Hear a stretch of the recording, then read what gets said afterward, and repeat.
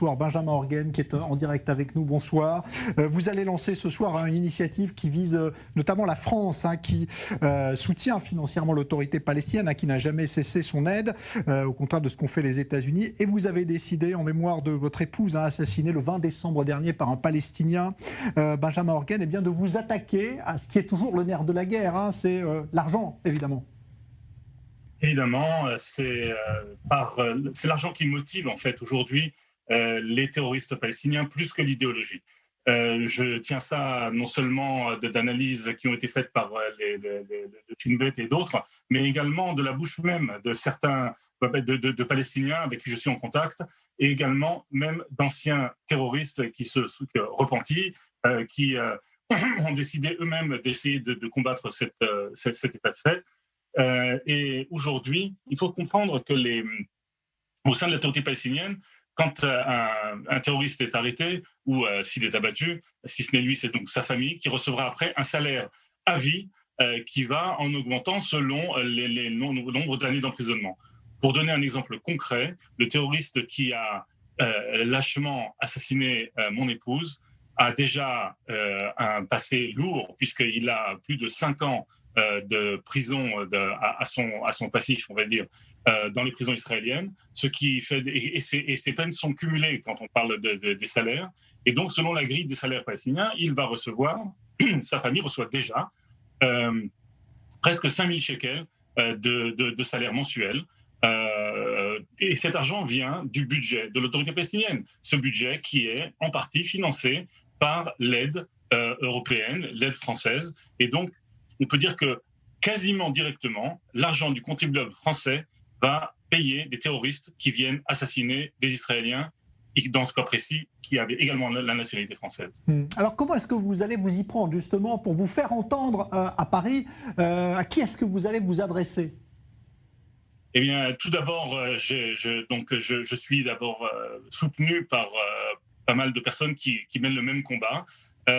J'essaie de m'adresser par le biais d'organes de presse, comme le vôtre par exemple, mais d'autres également, et par les réseaux sociaux. Et de plus, je m'adresse directement à certains dirigeants, à certains hommes politiques, à certaines personnalités de la scène française et européenne, puisque je compte également étendre ce combat au niveau de la communauté européenne, puisque la communauté européenne en tant que telle finance également à un niveau très important l'autorité palestinienne. Notamment, je vais essayer, en tout cas je vais m'adresser par le biais des ondes, mais peut-être après directement au ministère des Affaires étrangères français et au ministre pour exiger, à mon niveau, que la France conditionne l'aide qu'elle apporte à l'autorité palestinienne à l'abolition de cette loi inique et contre tout sens moral. C'est une loi officielle palestinienne qui dit que tout terroriste qui a abattu des Israéliens reçoit un salaire officiel de l'autorité palestinienne. Ouais. Et il ne s'en cache absolument pas. Ouais, alors c'est vrai que c'est un combat qui est mené depuis de longues années déjà pour essayer d'obtenir la fin de cette aide. Israël aussi essaie de s'y employer. Je précise qu'aujourd'hui la Cour suprême d'Israël a autorisé la démolition de la maison familiale du terroriste qui est l'assassin de votre épouse Esther Orguen. Est-ce que pour vous cette mesure apporte quelque chose?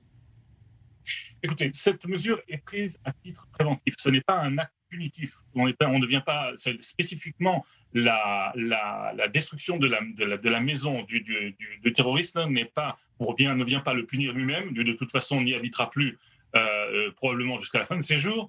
Et ce n'est pas non plus pour punir sa famille, mais c'est un acte, dirais-je, qui est dans le cadre des activités de déterrence. Et donc, en fait, on essaye de faire en sorte qu'il ne soit plus intéressant, ni socialement, ni économiquement, aux Palestiniens qui auraient ce genre de velléité de passer à l'acte. Aujourd'hui, finalement, ce qui pousse, comme je l'ai dit tout à l'heure, ce qui pousse les terroristes à passer à l'acte, c'est justement ces